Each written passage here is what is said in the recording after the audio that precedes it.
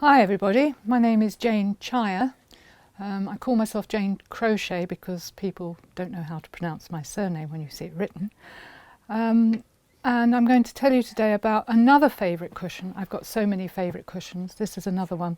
This is my Granny Treble square cushion, and it's made in an Aran cotton, which I bought a long time ago at a knit and stitch show. Now you can make this and put tassels round if you wanted. I've got another version where you put tassels all the way round, so you can make lots of them. Or you could even finish it off with a button in the middle. But I like this one. This is a plain one. This sits in the small of my back when I'm crocheting. And on this pattern I've done 1, 2, 3, 4, 5, 6, 7, 8, 9 rounds. So you do 9 rounds. Just repeating that and increasing as you go.